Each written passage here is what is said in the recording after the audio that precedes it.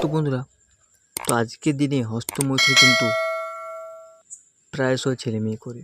তো হস্তমৈথুন করলে কি কোনো শরীরে ক্ষতি হয়? বলবো না। যদি অতিরিক্ত হয় তাহলে কিন্তু শরীরে ক্ষতি করে।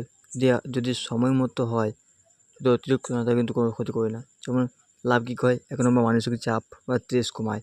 হস্তমৈথুন করলে শরীরে এন্ডোমরফিন এক ধরনের সুখের হরমোন বের হয় যা মানসিক চাপ কমাতে সাহায্য করে। ২ ঘুম ভালো হয়। অনেক সময় হস্তমৈথুনের পর শরীর আরাম পায়, রিল্যাক্স হয়, ফলে ঘুম ভালো আসে। ৩ যৌন অঙ্গ সুস্থ থাকে। নিয়মিত হস্তমৈথুন করলে পেনিসের রক্তচলাচল ঠিক থাকে, বিশেষ করে যাদের যৌন মিলনের সুযোগ কম তাই জন্য এটি পেনিসের কার্যকারিতা ঠিক রাখতে সাহায্য করে। ৪ যৌন ইচ্ছা ও উত্তেজনা নিয়ন্ত্রণে রাখা যায়। অতিরিক্ত যৌন উত্তেজনা থাকলে অপ্রাসঙ্গিক সময়ে যদি সমস্যা তখন হস্তমৈথুন করলে শরীরকে স্বাভাবিক করা যায়। ৫ প্রস্টেট ক্যান্সারের ঝুঁকি বাড়ে।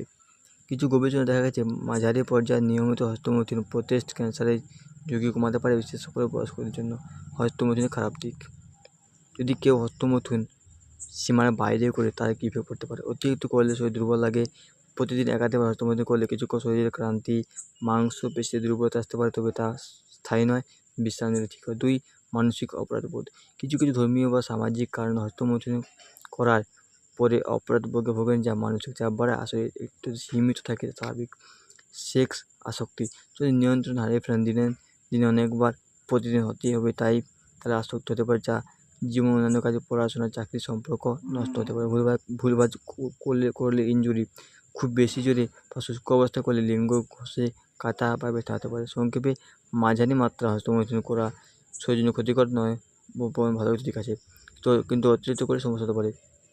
তাই আমি প্রত্যেককে বলছি, অতিরিক্ত হস্তমৈথুন করবে না। তো দিনে কবার করতে হবে? সপ্তাহে কবার করতে হবে? সপ্তাহে 2 থেকে 5 বার পর্যন্ত হস্তমৈথুন করা নর্মাল। যদি শরীরে ক্লান্ত না, দৈনন্দিন কাজ ব্যাহত না, তাহলে সমস্যা নেই। মনে রেখো, হস্তমৈথুন মানে শরীরে কোনো শক্তি যেন দীর্ঘ একেবারে নষ্ট করে যায়, কিন্তু করে নষ্ট হয়ে যায় না।